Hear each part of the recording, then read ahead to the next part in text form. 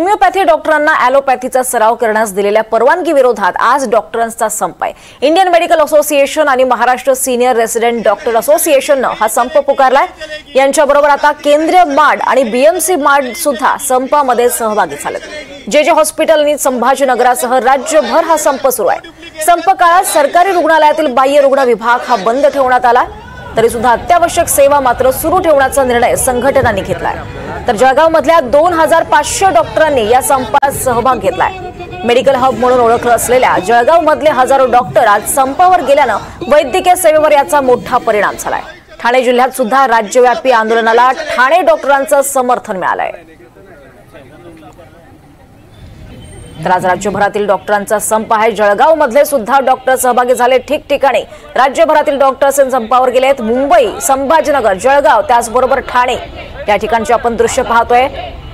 अनेक डॉक्टर्स आज संपावर आहेत, त्यामुळे आरोग्य सेवा विस्कळीत होण्याची शक्यता वर्तवली जाते आहे।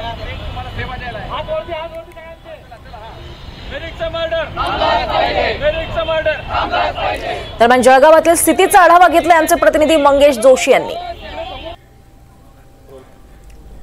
होमिओपॅथी सीसीएमपी धारक डॉक्टरांना जे आहे खरं तर मेडिकल काउन्सिलिंगमध्ये जे आहे नोंदणी करण्याचे एक निर्देश राज्य सरकारने काढलेले आहे आणि याच निर्देशाविरोधात आज राज्यभरात डॉक्टरांनी संप पुकारला असून जळगाव जिल्ह्यातील सुमारे 2500 डॉक्टरांनी या संपात सहभाग घेतला आहे। आपल्यासोबत जळगाव शहरातील काही विविध डॉक्टर आहेत। डॉक्टर साहेब, काय सांगणार, ज्या पद्धतीने आज खरं तर आपण हा लक्षणीय संप पुकारलेला आहे, काय नेमक्या मागण्या आहेत?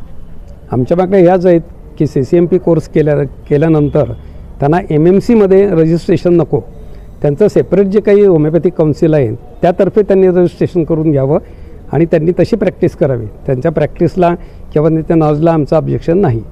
या संपामुळे रुग्णसेवा बाधित झालेली आहे, पण आज एकाच दिवसाच्या ह्या संपामुळे आम्ही रुग्णावर पुढे जे वर्षोनवर्ष त्यांना त्रास होईल किंवा त्यांची जी गैरसोय होईल किंवा त्यांना जी योग्य प्रकारची ट्रीटमेंट मिळणार नाही, त्यासाठी हा संप करणं गरजेचं आहे। आणि त्यात सुद्धा आम्ही काल परवा सगळ्या वर्तमानपत्रात आणि सगळ्यांना सूचित केलं की आज बंद आहे, त्यामुळे त्याप्रमाणे आणि आमचे जे पेशंट आहेत त्यांना पण सांगितलं आणि तसेच गव्हर्नमेंट मेडिकल कॉलेज येथे सुद्धा पूर्णतः सोय करण्यात आलेली आहे। त्यामुळे रुग्णांची गैरसोय कमी प्रमाणात होईल, पण जे आहे त्याबद्दल आम्ही दिलगिरी व्यक्त करतो, पण हे लॉंग टर्मसाठी रुग्णांसाठी हे खूप चांगलं आहे। नक्कीच खरं तर आता शासनाने जर हे परिपत्रक जे आदेश जे आहेत हे मागे न घेतल्यास आपली पुढील भूमिका काय असणार आहे? नक्कीच आम्ही आज हा टोकन स्ट्राईक केलेला एक दिवसाचा, पण आमच्या जर मागण्या जर मान्य केल्या नाही तर आम्ही मुंबईला फार मोठं आंदोलन करू आणि बेमुदत संपावर जाऊ। नक्कीच तर हे होते आपल्यासोबत विविध डॉक्टर। ज्या पद्धतीने राज्य सरकारने जे परिपत्रक काढलेलं आहे या परिपत्रकाचा खरं तर डॉक्टरांनी विरोध केलेला आहे। या परिपत्रकामुळे खरं तर देशातील वैद्यकीय सेवा ही देखील खालवली जाणार आहे, त्यामुळे याचा पुनर्विचार सरकारने करावा अशी मागणी जी आहे ती खरं तर डॉक्टरांकडून केली जात आहे। मंगेश जोशी, NDTV मराठी, जळगाव।